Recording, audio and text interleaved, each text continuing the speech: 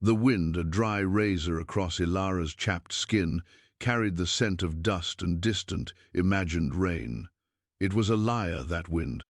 Rain hadn't blessed this parched stretch of land in months, not since the last cruel frost had finally surrendered to a sun that baked the earth to cracked pottery. Her cabin, little more than a fortified shed, clung to the edge of a shallow ravine, its back to the flat, unforgiving expanse that some still called the Green Tree Pastures, though no green thing flourished there now, save the stubbornest, most bitter weeds. Ilara moved with the economy of someone who had learned survival not as a skill, but as a grim religion. Her hands, calloused and stained, worked the worn leather of a bridle, stitching a tear with an awl and sinew. Every movement was precise, necessary. Waste was a sin she could not afford. Waste of energy, waste of resources, waste of hope. Hope had been burned out of her long ago, alongside everything else. The memory, unbidden as always, flickered behind her eyes.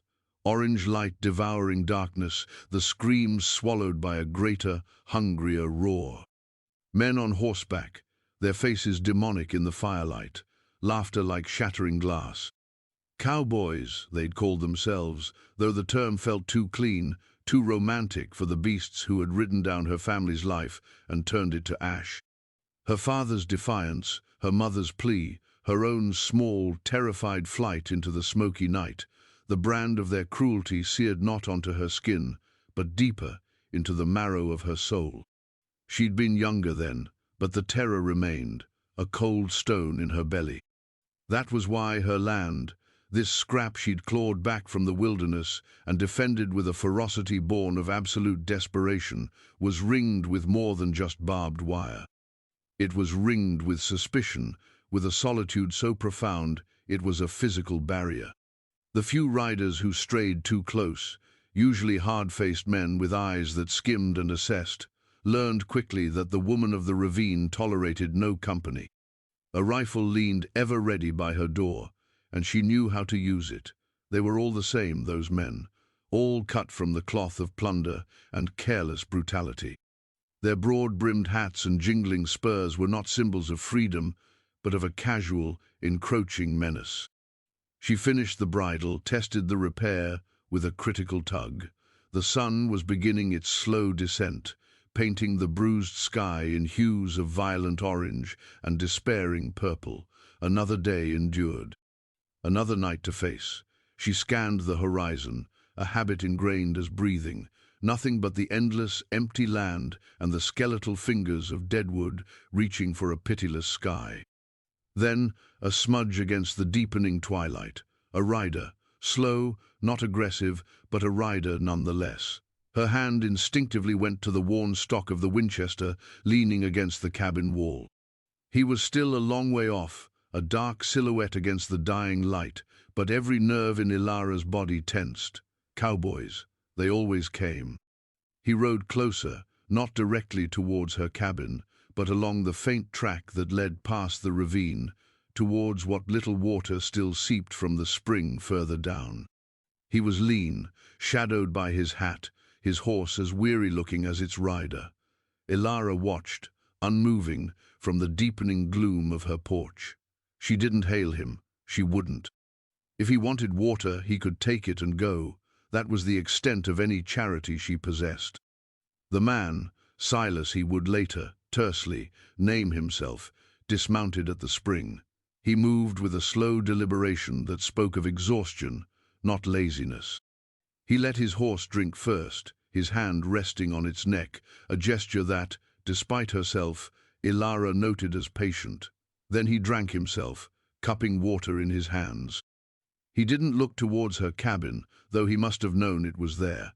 He seemed to respect the invisible boundary she projected. Days bled into a week. The rider, Silas, hadn't moved on. He'd made a small, unobtrusive camp, a respectful distance from her property line near the trickle of the spring. He hunted small game, kept to himself. Ilara watched him, a hawk observing a potentially dangerous intruder. He made no overtures, no attempts at contact. He simply existed, a quiet presence on the periphery of her isolated world. She hated his presence, the way it pricked at her ingrained solitude, yet there was nothing overtly threatening in his demeanor. It was this neutrality that paradoxically unnerved her most. Men like those from her past were loud, boastful in their cruelty. This one was quiet. A storm was brewing, not of rain, but of trouble. Whispers had reached her on a rare trip to the dilapidated trading post miles east, talk of Red Cogan's men. Cogan was a land baron, a vulture who circled failing homesteads, picking them off with threats or, if necessary, force. He'd been quiet for a spell, but the drought was making everyone desperate, and desperation bred aggression. Her small patch, with its meager spring, was becoming more valuable by the day. One evening, as dusk bled indigo across the plains, two riders appeared, not Silas. These were different. Bulkier, their horses fresher, their movements imbued with an arrogant swagger. They rode directly towards her fence line. Cogan's men, she knew it instantly. The same predatory gleam in their eyes she remembered from that other terrible night. "Evening, ma'am," one called out, his voice oily. "Mr. Cogan sends his regards. Says this land's looking mighty dry. Might be you need some help managing it." Ilara stepped fully into the doorway, the Winchester held loosely but ready at her side. "I manage fine on my own." Her voice was flat, devoid of warmth. "Now that ain't neighborly," the second man chuckled, a mean sound. "Mr. Cogan, he's a generous man. He'd make you a fair offer. Better than watching it all turn to dust, or worse." He let his gaze drift pointedly towards her small barn, where her few precious goats and chickens were sheltered, a subtle threat of fire. It was always fire with men like these. Before Ilara could reply, a voice spoke from the twilight beyond her fence line, calm and low. She said she manages fine. Silas. He'd materialized from the gloom, standing near his own camp, a rifle also in his hand, though not pointed, just there, present. Cogan's men stiffened, surprised. They hadn't accounted for another presence. "Who in the hell are you?" the first man snarled, his hand drifting towards his holstered pistol. "Just a passerby," Silas said, his tone unchanging. "Seems like the lady doesn't want company." The tension crackled, sharp as static. Ilara felt a strange tremor pass through her. Not fear, exactly, but an unsettling awareness of this unknown man interposing himself, however minimally. She didn't need his help. She wouldn't accept it.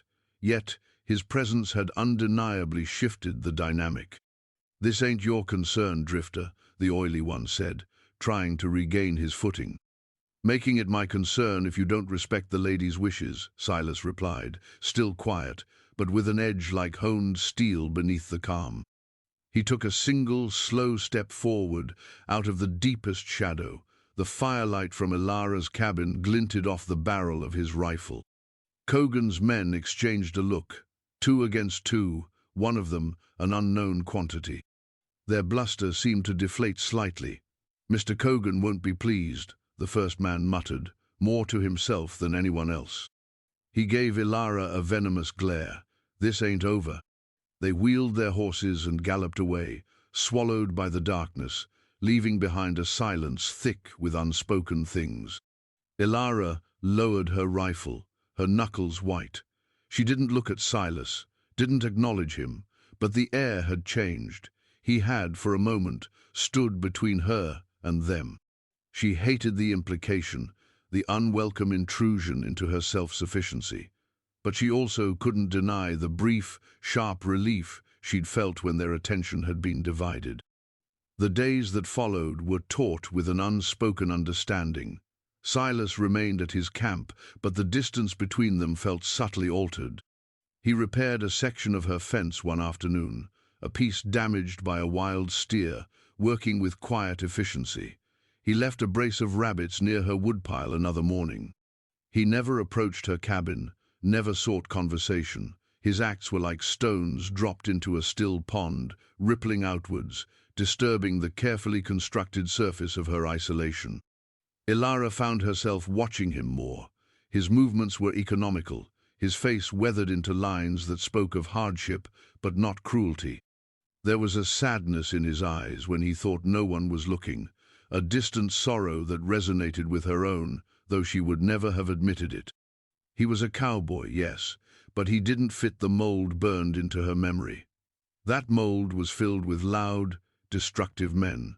Silas was quiet, almost invisible at times. His violence, when hinted at, was contained, a tool reluctantly considered, rather than eagerly wielded. One evening, the wind shifted, carrying a new scent. Not dust, not imaginary rain, but smoke, acrid and sharp. Ilara's head snapped up, her heart lurching.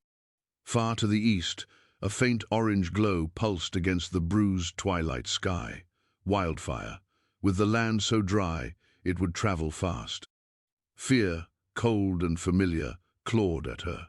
Fire was her nemesis, the ghost that haunted her waking and sleeping hours. She scrambled to secure her animals, her mind racing. The cabin was somewhat defensible, built against the rock face of the ravine, but the barn, the meager grazing patches. Silas was already on his feet, staring towards the glow. He didn't need to be told. The language of survival was universal in these harsh lands.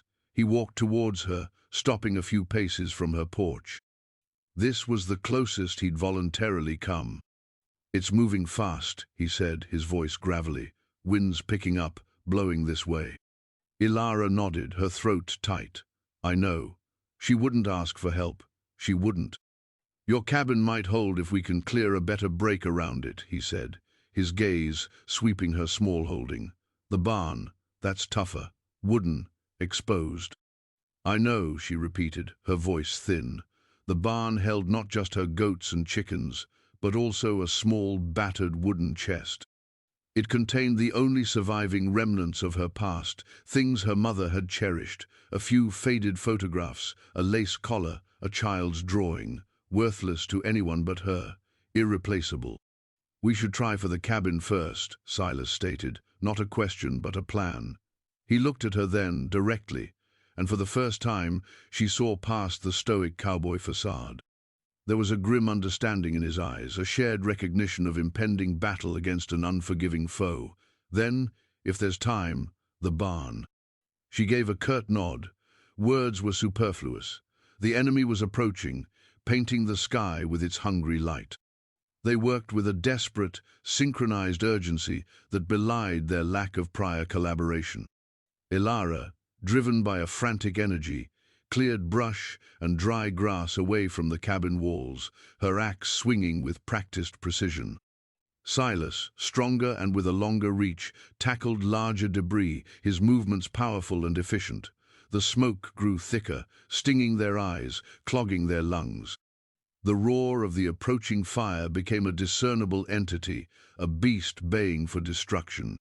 Sparks, like malicious fireflies, began to drift down, igniting small, hungry tongues of flame in the dry grass around them.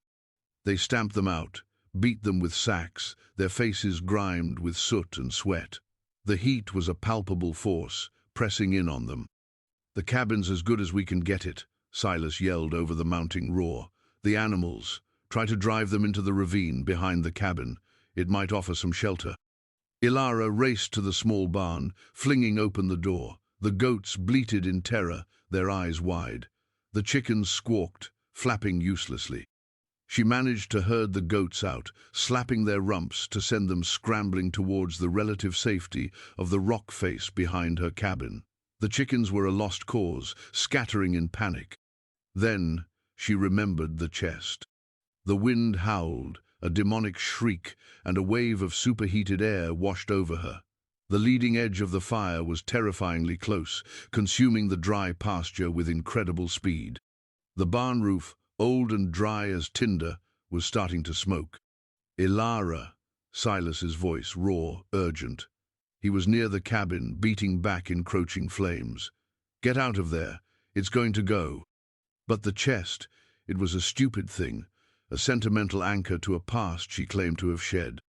Yet, the thought of it being consumed, of those last fragile links to her mother turning to ash, was unbearable.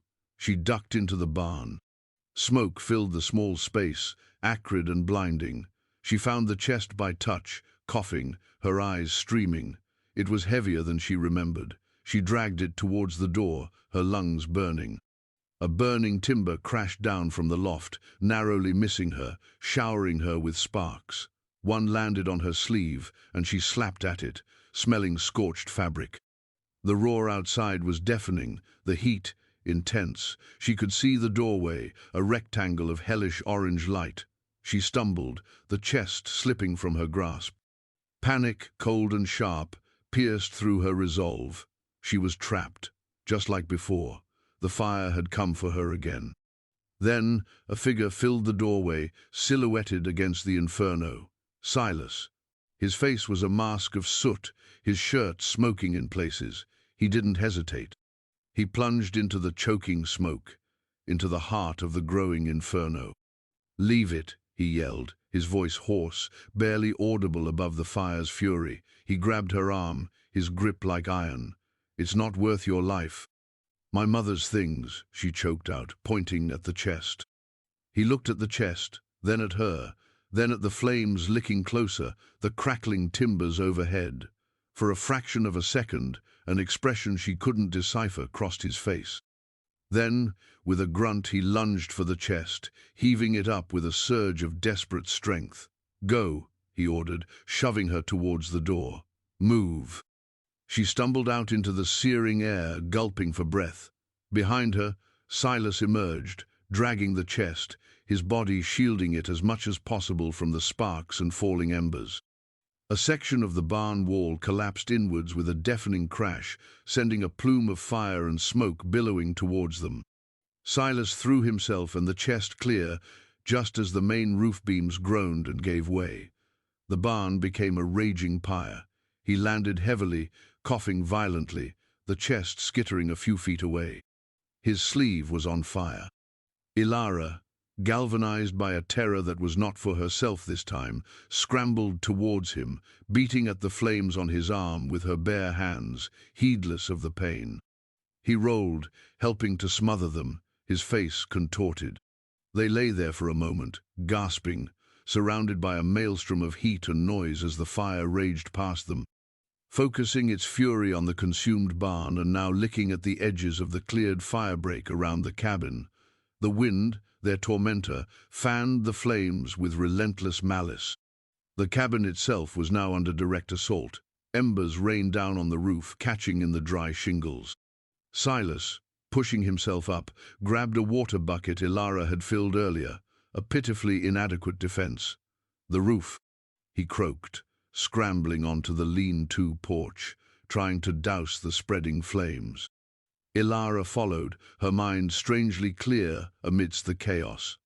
The image of Silas plunging into the burning barn, not for her, but for her things, for her past, played over and over. He, a stranger, a cowboy, one of the men she had sworn to despise, had risked himself for a box of memories. Together, they fought the fire, attacking the cabin. It was a desperate, primal battle. They threw water, beat at flames with wet sacks, stamped out embers. The heat was relentless, the smoke a choking blanket. Minutes stretched into an eternity of brutal effort. The fire was a living thing, cunning and malevolent, finding every weakness, every dry patch.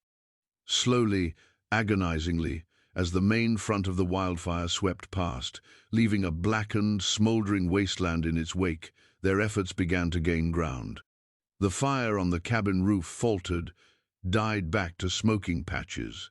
The cleared ground around them held.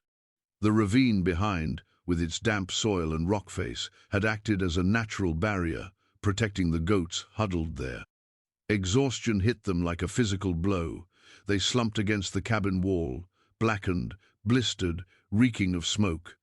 The world around them was a hellscape of glowing embers and drifting ash. The barn was a smoking ruin. The pastures were gone, transformed into a charcoal desert. But the cabin, her small, defiant sanctuary, still stood.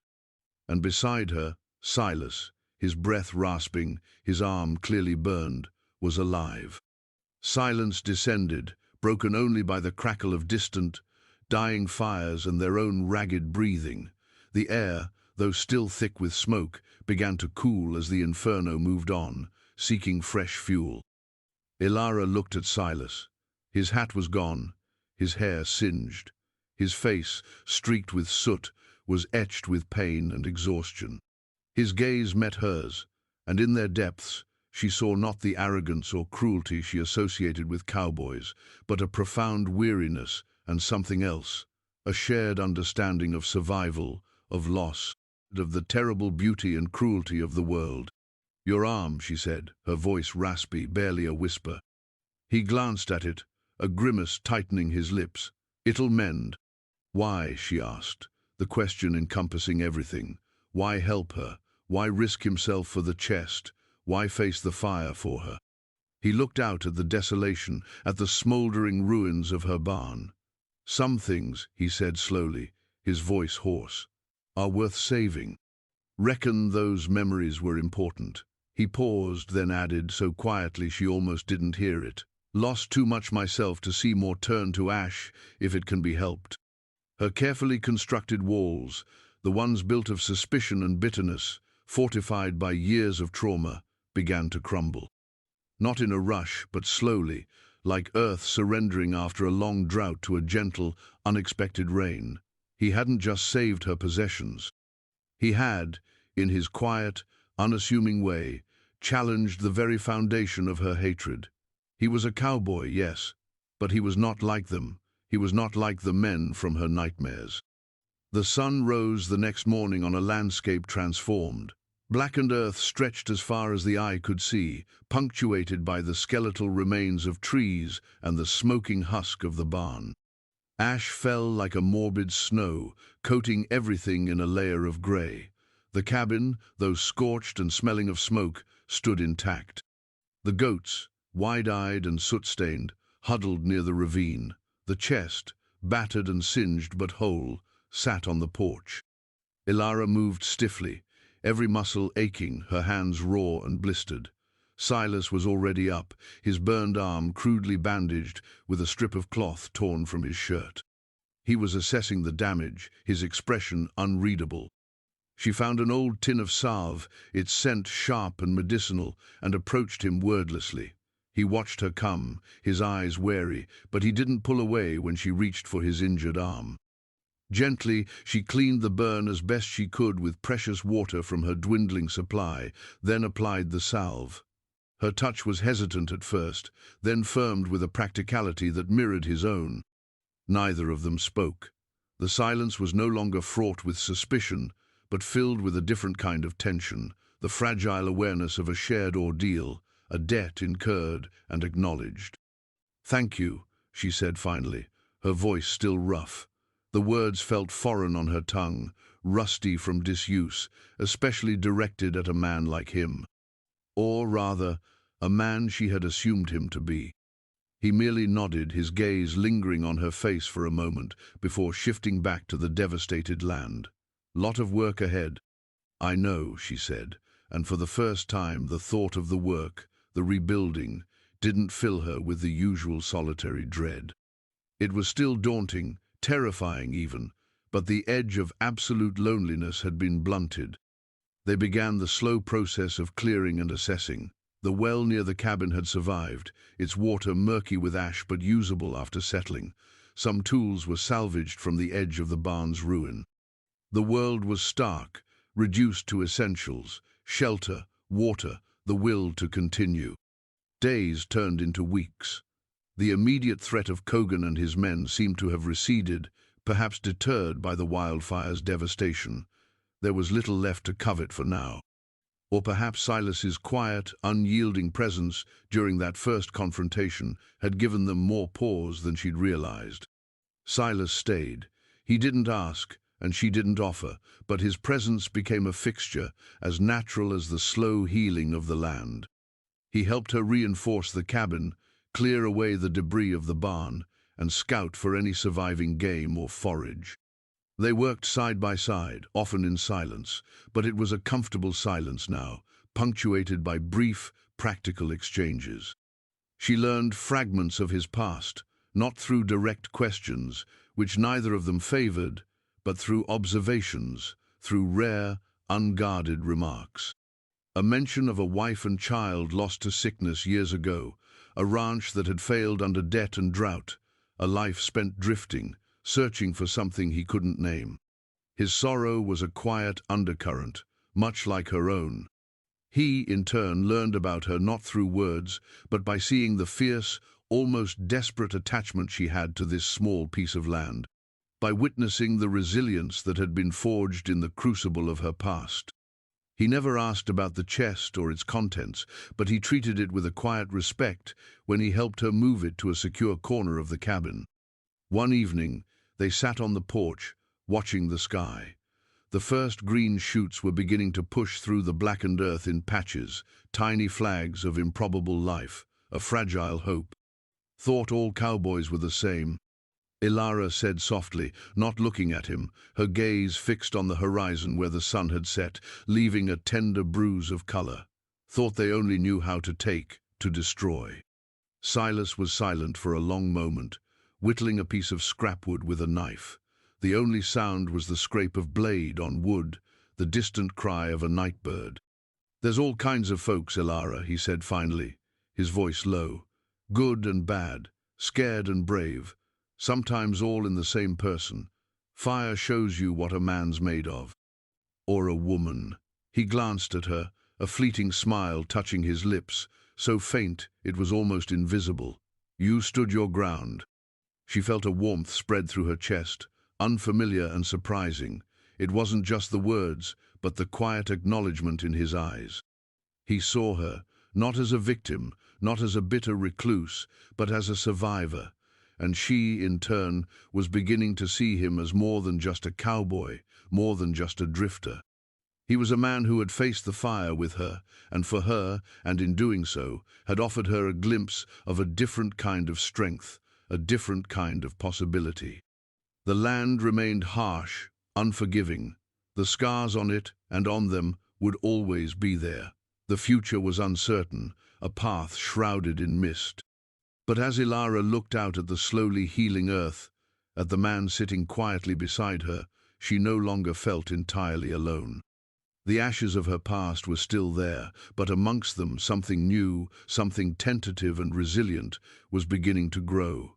A quiet understanding, a cautious trust. Perhaps even a fragile peace earned in the heart of the flames.